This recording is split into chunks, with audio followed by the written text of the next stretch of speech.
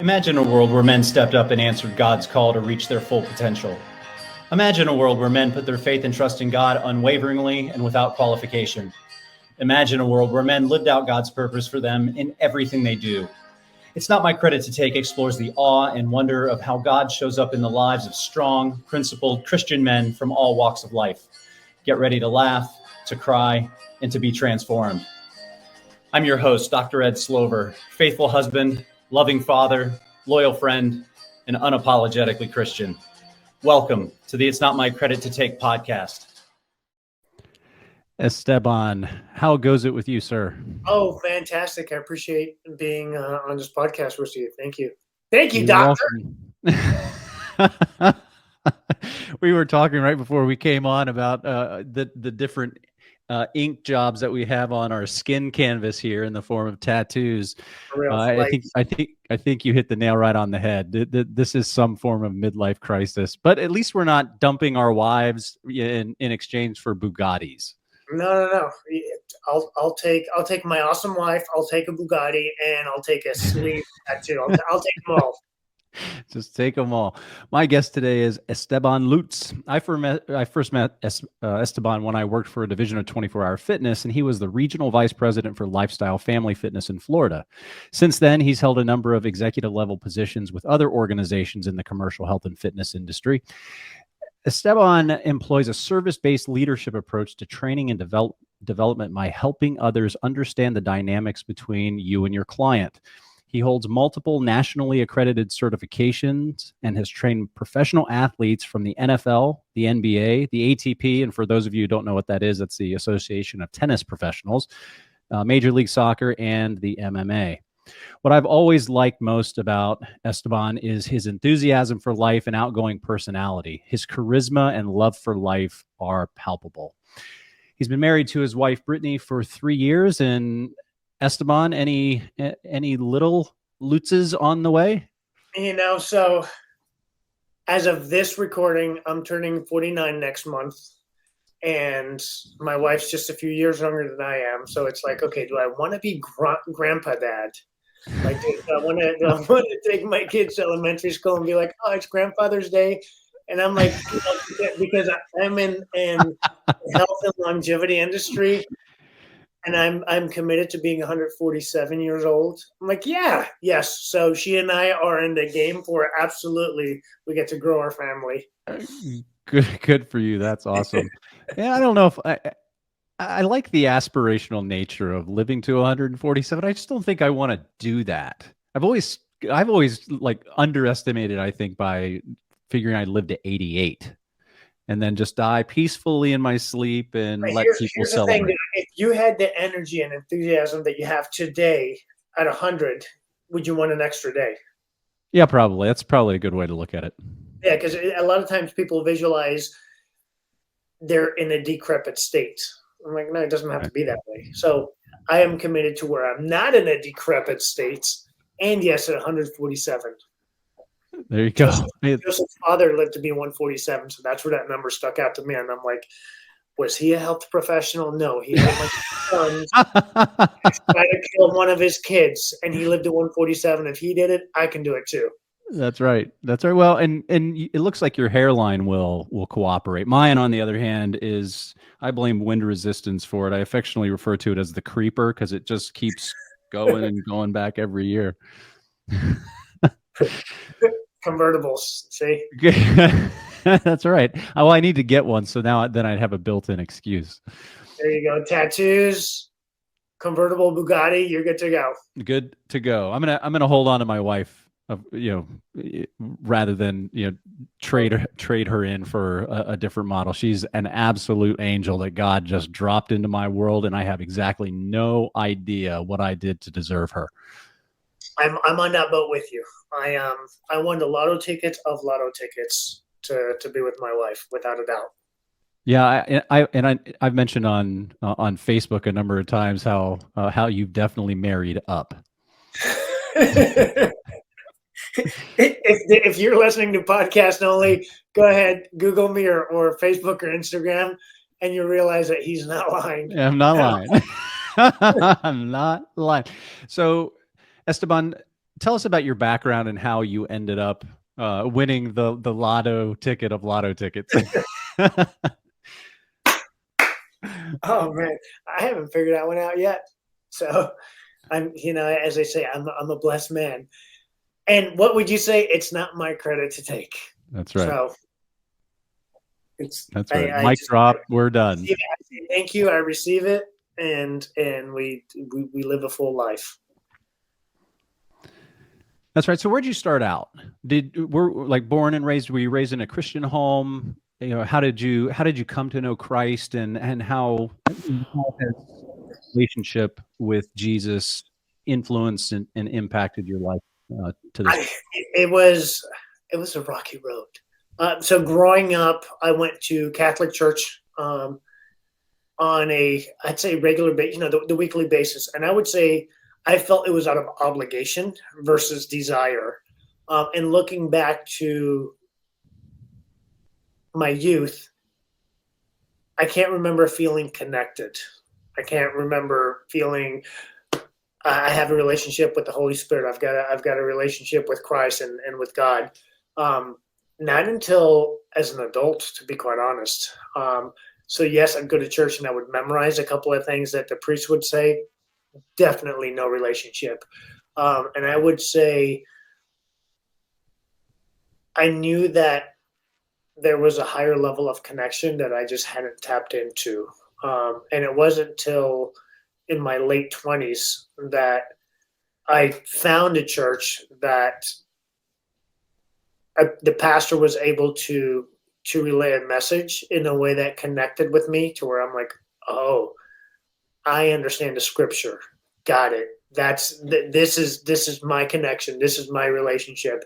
And I'd say over the years, that desire to understand and increase my connection has grown.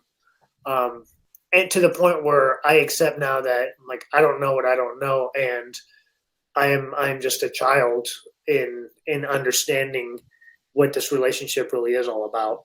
But it was in my late 20s, early 30s, I would say I definitely could say I really had a relationship.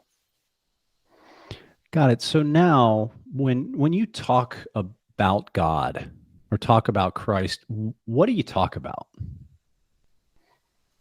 Depends who I'm talking to. That's a good question. So in the world of, I'm gonna bring my professional world into it. I'm in the physical world of transformation, fitness, nutrition. That's where you and I met almost 2 decades ago. It's been a long time. Wow. Can I interject something just real quick? I remember, so I was an account manager for Apex Fitness. You were the regional vice president for Lifestyle Family Fitness. And we ultimately got Lifestyle as an account. We came in and we're doing training. And I can't remember the person's name. I want to say he was a counterpart of yours. We were doing the training and he got straight up angry with the way we were doing it or what we were talking about. It wasn't aligned. Do you remember that? Because you actually had to pull him aside and talk him down, so we could actually continue moving forward. So my counterparts at the time were Irvin and Pete. Yes, the first one. So Irvin. Okay, Irvin. Like Pete now is Chief Operating Officer of Crunch Fitness. So he's rocking and rolling. I guess you ruffled Irvin's feathers. How funny. I did. Oh, so good. So good. Yeah, and then you and I, we were each other's point. So you were my liaison with that nutrition program, and then I was the point heading nutrition for the entire company. So it was interesting how we legit built an awesome relationship from that. Yep. Impacted thousands, actually hundreds of thousands of lives. Holy cow. So with that, in the world of transformation, I'm going to say weight loss. Although again, now at my age, I'm like, weight loss is a byproduct of I'm living at a higher level. And people have an understanding, I've got to stay away from my temptation, my pizza, my ice cream, my chocolate, whatever that may be. So here's where I bring the Christian spirituality relationship into it. I said, stop and think of our Father's Prayer. Jesus taught us this prayer. What is it? Our Father who art in heaven, hallowed be thy name. So as they go through it, it says, lead me not into temptation. And I bring that out because in the prayer, it's not, God, give me more willpower so I can say no to the pizza. It's like, it's lead me not into temptation. So if the temptation's there in front of me, that demonic attack is going to win every freaking time. So it's like, what do I pray for? I pray for lead me not into that temptation, not give me a stronger willpower, and you can have all the lines of cocaine and naked women around me all the time, but I have the willpower. It's not happening. No way. So that's my open door invitation to bring in Christianity and the laws into the relationship I have with people. I'm like, oh, my world, bridging it into the spiritual world. Gotcha. So is it fair to say, if I'm interpreting that correctly, is it fair to say that in your work, it's better or at least easier to not buy certain food products like pizzas or cookies or whatever? That's where the discipline is, versus purchasing that stuff, having it in your pantry, and then having to deal with willpower to overcome that temptation. Is that a fair assessment? Willpower will never beat temptation, ever. And temptation is different for everybody. Ice cream is not temptation to me, so therefore it is not and I'm going to pull it because I'm on this podcast, it's not a demonic attack. It's not keeping me from my best version to have an impact and a legacy in the short amount of time that I've got here. Temptation would be, for me, it's pizza. For me, it's any chip.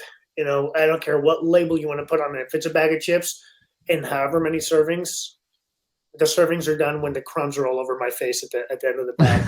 But temptation is how can I sneak in just a tiny crack and keep somebody from being their best version? Because when I'm sick and I'm inflamed and my energy's down and I'm agitated and I've got the stressors, the anxiety, fight, flight, freeze, I'm not my best self as a father, as a husband, as a neighbor, as a brother.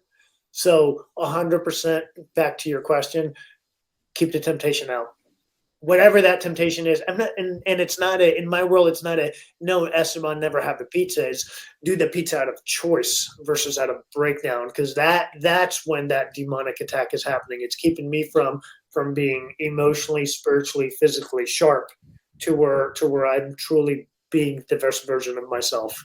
You and I planning out to have pizza 2 weeks from now is different than me being emotionally broken and going to pizza as a way to feel better. Yeah. So one of the things that you and I both know, living in the health, fitness, and wellness space for as long as we have, you look great. Thank you very much. Because I haven't seen any videos, you gotta Google them. Thank you very much. I've got the beard going here. Would you believe right now I'm dealing with post concussion symptoms? It's all I can do to stay really laser sharp here. I muffled some of the opening here. I'm sort of dealing with that. That's an entirely different story I can tell you about. But living in the health, fitness, and wellness space, we understand that anybody can show up nutritionally or physical activity wise when we are feeling really good, we're rested, we're well fed. Anybody can do that. That's not where our results are derived from. Our results are actually derived from those days where we show up when we're tired, when we're stressed, when we feel emotionally broken, and we show up and we make the right choices nutritionally. We show up and engage in physical activity when that's the last thing we want to do. Do you see parallels between that idea and our connection to Christ? It's discipline. So I'm going to say yes. it's discipline to stay the course of a certain identity, of a certain way of being. It's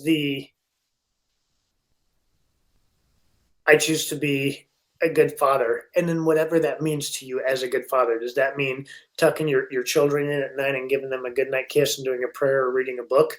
I don't feel like it. You do it anyway. Why? Because you're committed to being a good father. I'm committed to having my relationship with Christ.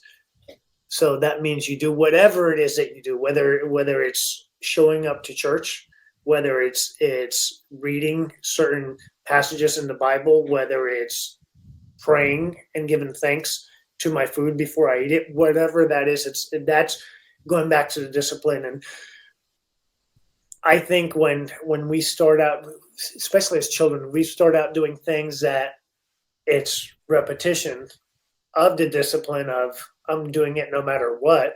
I believe that just carries over to all aspects of life, definitely on the spiritual side, because I sure as heck don't feel like it when I'm being crushed. And guess what? That's when I need it the most. That's when I get to lean in the most. That's when I get to pray in the most, because I am being crushed. And without that discipline, 100%, there's a challenge there. So I would say building the muscle of discipline in any aspect will carry over. Yeah, that's the irony to all of it, right?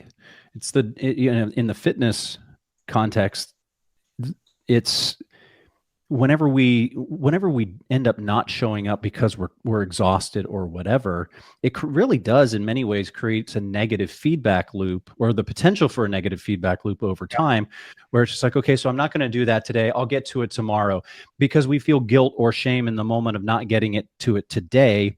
And we feel that we're going to ease that guilt or shame by committing tomorrow. Well, more often than not, when tomorrow comes, we never get back to it. And now we're on sort of this slippery slope because, to your point, we haven't built in that discipline. Yeah. And that'll shift our identity again. We are who we say we are, that I am. And that ultimately comes from stacking actions. So whether we feel like it or not, when I kiss my wife and I tell her I love her and I give her a hug, I'm a connected, loving husband. Even if I don't feel like it in the moment, the actions state and create that being my identity. So, and I would say I would invite whoever's listening, if that's something they choose to do or be, not do, but be, definitely have the discipline to do an action that feeds into that identity of believing that that's who they are, whatever that action is. Yeah, so let's unpack that a little bit, because there are plenty of people that you and I have come across in our life that feel as though they have to have everything lined up. So they have to have their thoughts, their emotions, everything lined up before they act. What you're suggesting is, even in those moments, especially in those moments where we might not feel like it, or we don't have our thoughts and emotions lined up, you're actually proposing that we take the action beforehand. And in so doing, it helps reshape or reframe our thoughts and emotions around it. Am I understanding that correctly? Yes, and yes. So I'll use you for an example. I think you're wearing a ninja shirt. If I'm wearing that. No, this is my Quest Consulting T-shirt here. Got it. Okay, yeah, I've seen some ninja shirts that have that same cue. So you do martial arts, and you'll have some individuals that I'm a fighter. Well, I'm only a fighter if I get into a fight. Swing the punch 1,000 times, 5,000 times, 10,000 times. Do the bob and weave 1,000, 5,000, 10,000, and that creates that you're a fighter. Or a baseball player. I'm 8 years old. Get the bat and swing the bat. There's nobody there to throw the ball at me. Just swing the bat over and over and over. And it's those repetitions that will create. We've got neuroplasticity in the brain, so we can mold and we can create whatever we want by creating those repetitions, emotionally visualizing it and physically doing it. So if I were to wait to get my ducks in a row, that never ever ever happens. So do and adjust as you're doing. Yeah. Worst case scenario. Provided that you're not doing something crazy destructive. Worst case scenario is that we take an action and it doesn't work out the way we might have hoped it would, and we learn a whole bunch from that going forward. Yeah, it's just repetitions. It's never going to be perfect because it doesn't exist. However, we can seek for excellence. So the only way to seek for excellence is get feedback and make an adjustment. Get feedback, make an adjustment. Get feedback, make an adjustment. And the only way to do that is to do something. Yeah.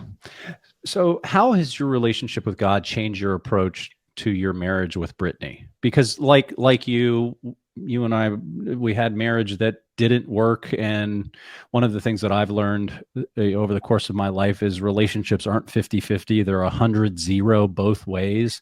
And it really wasn't until I reconciled that fact that things started improving, and I found that I needed to rekindle my conversations with Christ. So back to the question, how has your relationship with God, affected your approach to your marriage with Brittany thus far?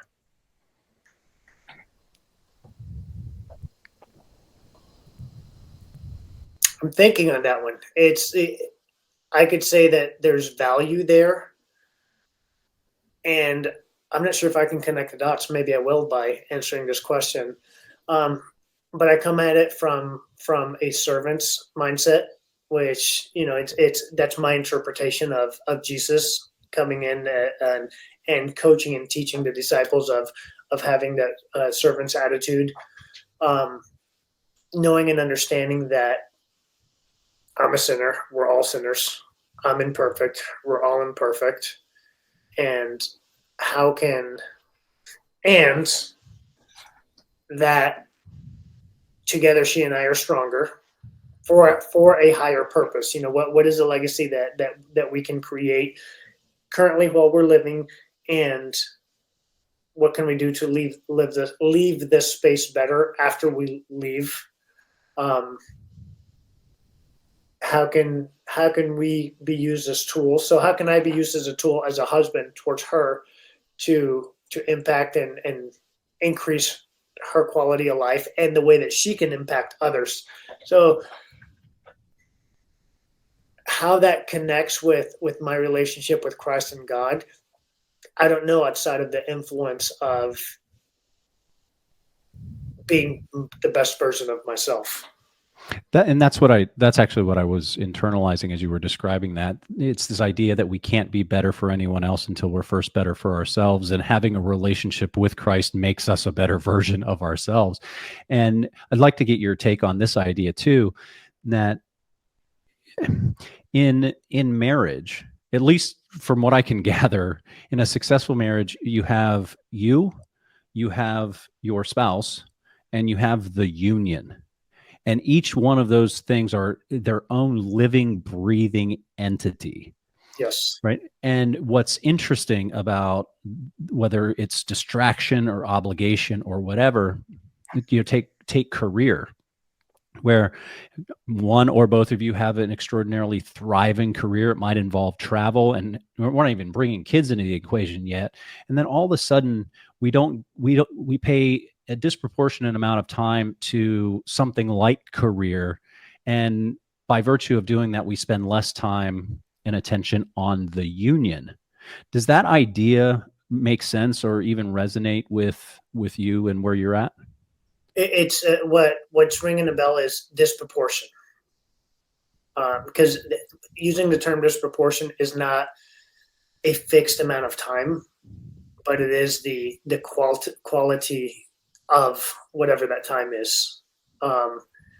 And speaking from being in previous relationship, it's different for the individual, and it's different for the chapter of life that we're in at that given moment.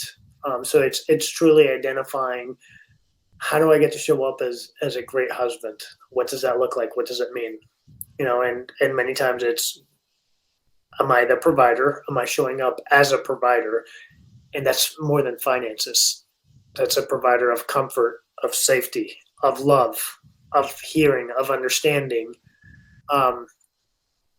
whether that takes 5 seconds or it takes 5 uninterrupted days. It's truly showing up as, how do I get to show up as a husband that I'm committed to being? And as you said, ideally, because I show up at 100%, she'll show up at 100%, and now we've got a unity which exponentially increases the impact that we have on our loved ones, our immediate circle. Yeah, it really takes the idea of being better for ourselves so we can be better for other people. Now you combine the two people into a union, and then the union is better for itself, which allows for it to be better for the world. It really creates, the opposite of what I mentioned earlier when I mentioned negative feedback loop. It creates this unbelievably powerful positive cycle in the people that we let into our worlds. Yeah, it's not a 1 + 1 = 2. It's like a 1 + 1 = 10x. It's exponentially there's a higher impact when spouses are in unity. It's powerful. Yeah. As you're describing what it means to be a husband, and I won't even use any superlatives like ideal husband or like that. I mean, it's just husband. Because any adjective is implied, I think. And you reference being a provider, protector, being loving, being being you didn't say this word, but I lump vulnerability in there too. All of that in contemporary America is certain aspects of our culture is looked down upon. I mean, this idea that your wife would have to, quote, subordinate herself to you and need your protection leads a faction of our culture to basically want to shun you as a man. How do you go about navigating sort of the cultural climate with regard to what it means to be a man, a godly man, as compared to living out what other people might think is toxic masculinity? I think it's different today than it was if you would have asked me this 10 or 20 years ago. I am uber confident in who I be and what I choose to be and represent, to where I heard this terminology before. It's Teflon. So it doesn't stick to me. And I'm not at a point where I want to change the way other people think. I just get to be the model. Number one, I get to be as great a husband as I perceive I could be, and that perception changes. So I'm open to the fact that what I believe today could be different tomorrow. I just get to show up in excellence when I'm cognitive of it. And I genuinely believe today that belief of toxic masculinity is that of a broken person. And I say that because at one point I did believe that. And I look back and I'm like, oh, junk. I was broken, and the relationship I was in was also broken because there was no perception of unity where we're genuinely supporting each other, and having a masculine male could be supportive in the relationship. So to answer that, it's I just be me. I just keep going and doing what I do. And I believe having a man that loves his wife and a wife that loves her man and stands in joy and in confidence, it's attractive to a lot of individuals, and that's when those that aren't connected to Christ will be like, there's something about that couple there. What's different about them? There's something different about them. And it opens up curiosity for conversation and invitation. I'm sorry. Well, for those listening, I told you he has a big personality. You said something just a second ago that, quite frankly, Esteban, I'd never thought of. And I was thinking back to past relationships myself, in that I showed up toxic because I was broken. And the union was toxic because I was broken and the other person was broken. I'd never connected those dots. That's a really fascinating idea, and which ties back to, it's like, well, I'll just even pose the question. It's like, where did you turn? What was your answer to ultimately start showing up better for yourself to show up better for others? I think I got as broke as I could be. I think I my turning point was a breaking point of massive depression, loneliness, suicidal thoughts. There's no hope. And then at that point, that's the falling to your knees moment. I think that looking back, that was my U-turn. That was my, and I would, U-turn's not a proper word for it. That was a turning point to, there's got to be a different way. And my perception is God, like, no, duh. Here's the light. Follow the light. Yay. And having a clear mind to be obedient, using that terminology. But I'd say I was able to step into that when I believed that there was no other way. And I was going to say unfortunately, but it's not unfortunate, because I am where I am because of where I've been. And that was the point where I was willing and wanting to look for the light, because I was in such darkness. I can't say that I'd be there today had I not gone through those phases and chapters of my life. So in terms of healing, once you turn toward Christ, in terms of healing, in science, in psychology, there's this idea or belief that healing requires an extensive amount of time. And yet, in my experience, whenever I surrender to Christ, healing just seems to happen way faster than all of the textbooks say. Yes. For you, like in terms of healing and being able to get out of that depression and moving beyond suicidal ideation and all of the negativity, how short of a time frame was that for you? Once the decision is made, it's kind of like the light switch. Once I flip that switch behind me, if we're watching it on the camera, the light goes on. So it's the fact of me making that decision. That's the prayer. It's like, it can happen that quick. Now, the thing is how sensitive I am to reading the signals that my life is there. That can take some time. That could have taken 5 minutes. That could have taken 5 years. But the blessings and abundance are there on me all the time. Am I, like in my world, we use the term insulin resistant.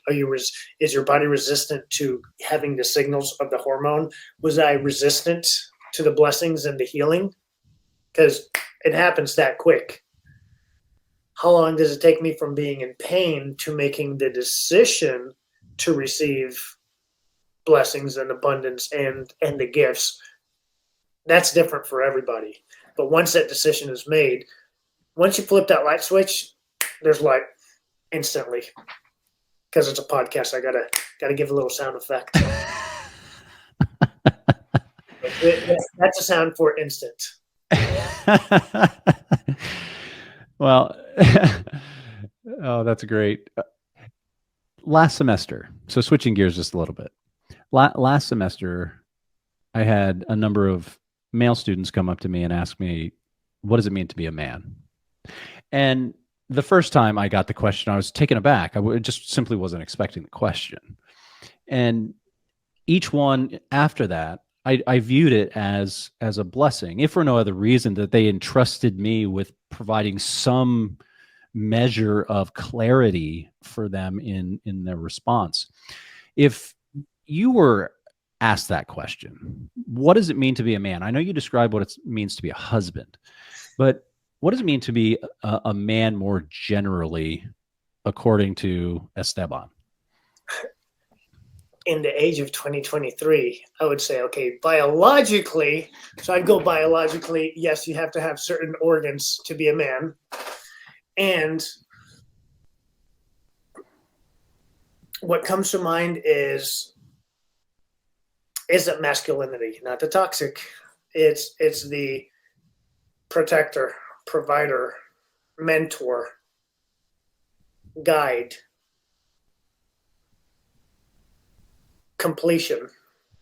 You know, it's the you're part of a body. You're part of a piece. You're not the entire piece. You're part of that. Those are my answers. Yeah. So you and Brittany currently don't have any children, but you're going to live to 147, so you've got time. I got time. And There we go. even though depending on when you end up having kids, you might not be able to pick them up, but that's a separate conversation.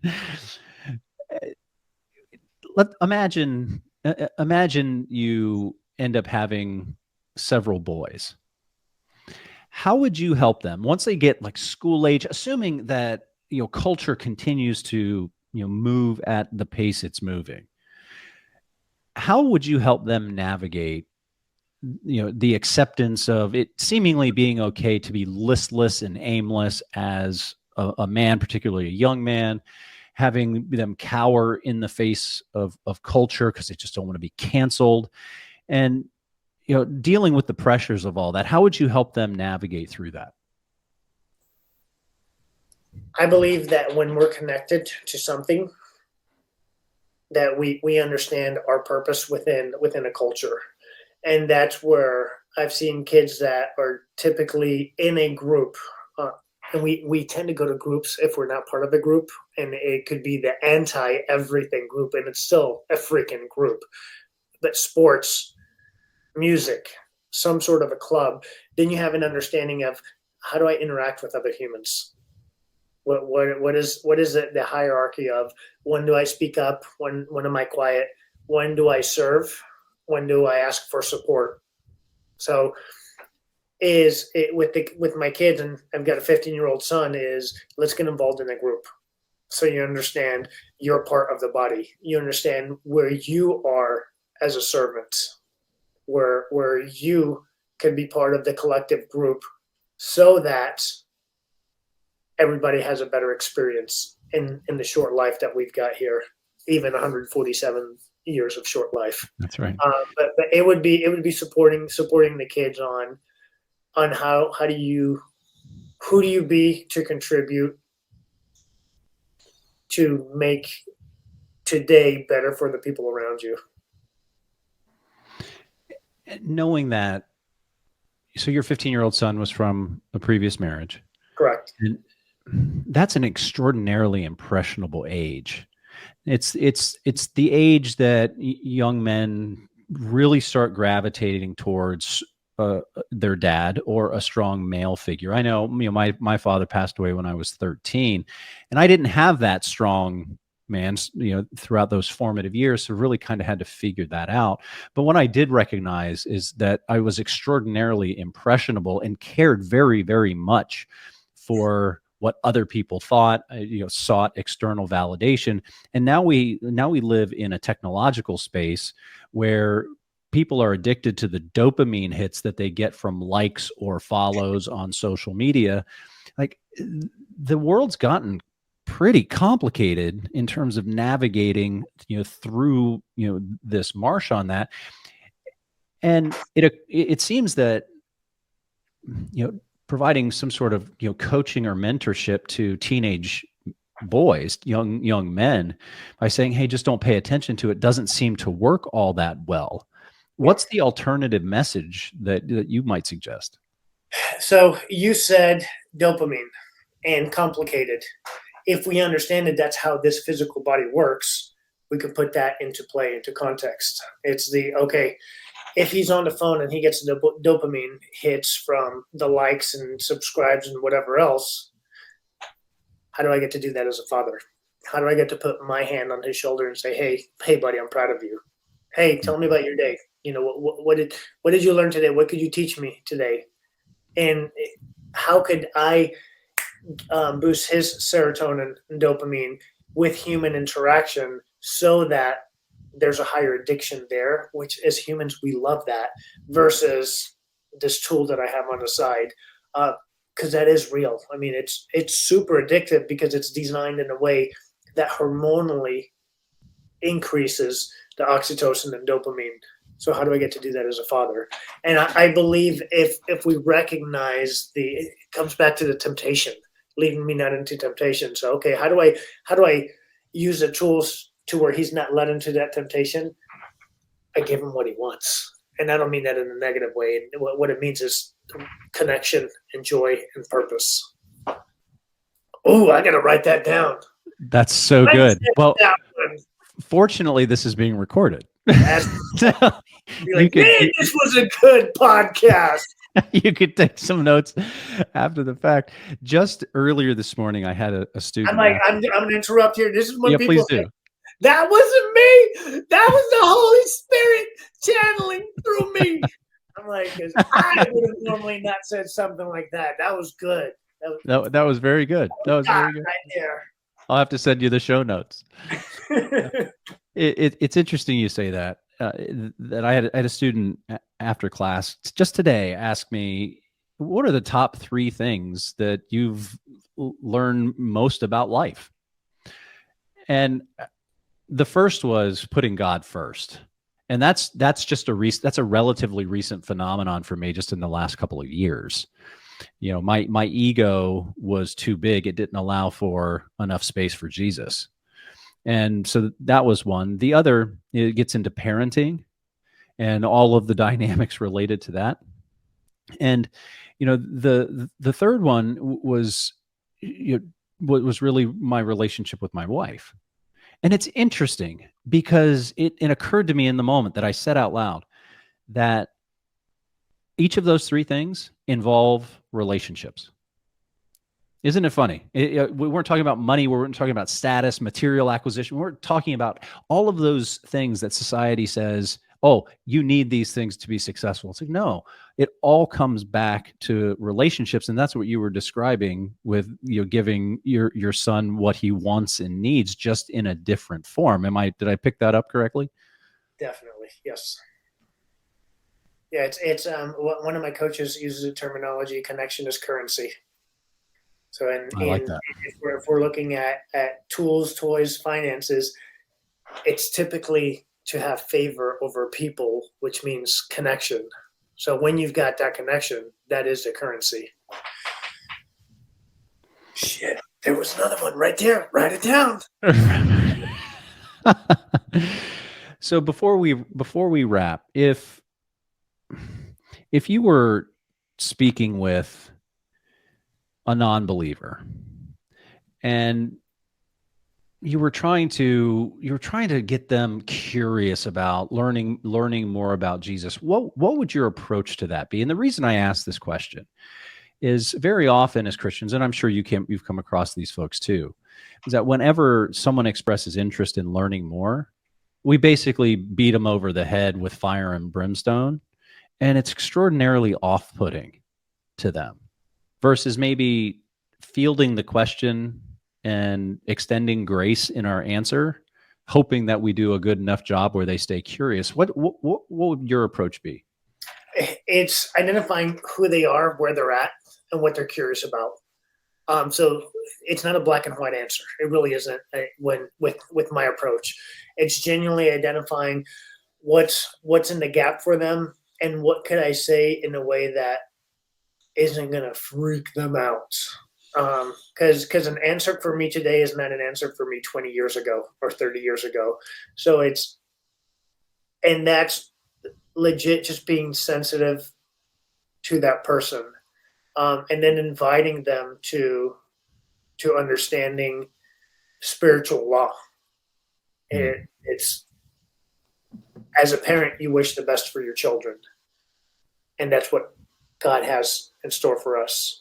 Love, joy, and abundance. That's what is wanted for us all the time. So it's us to receive that.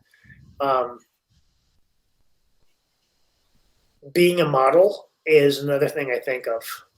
So if I can have a clean vehicle, people are like, "Ooh, why is his vehicle clean all the time?" This is analogy I heard from a pastor one time. The little kids in the hood go to the drug dealer. Why? Because he's driving the awesome car, and they know when they grow up, they want to drive the awesome car. If that's the teacher or that's the person that's working at the corporation, if they drove around with a nice shiny car, that's what the kids want to do and be like. So it's not that they want to grow up to be drug dealers. They just think that's the only road for them to live a specific lifestyle. So I believe that if I can show up as a model of being a great father, being a great husband, being a great son, being a great friend, whatever I believe that looks like, I genuinely think that a person that's curious is willing to receive a message from me at that given point in time versus fire and brimstone. It's like, dude, you're just yelling out your mouth, but you're sure as heck not showing up living the way. And I believe that's where a lot of people have been burned from a church, is from humans. Our church is bad. It's like, no, you just had a really crappy experience with a broken human. Ta-da. So if we genuinely want to be light for somebody, freaking show up that way. Ta-da. Like, I know that's a super long, awesome thesis. Show up as light and people are willing to receive. Ta-da. There you go. There's a mic drop and probably a podcast episode title. I'm writing that down as we speak. So, Esteban, before we wrap, would you mind closing us out in prayer? Absolutely. Heavenly Father, we pray over everybody that's listening. So those that hear our voices, those that see this message, pray that whatever's broken in them gets closure, gets healing, that they're able to find and step into their purpose, into whatever fulfills them in being part of the body, to have a genuine impact in your name. We pray that they can feel and witness and experience miracles, which are not a miracle to you.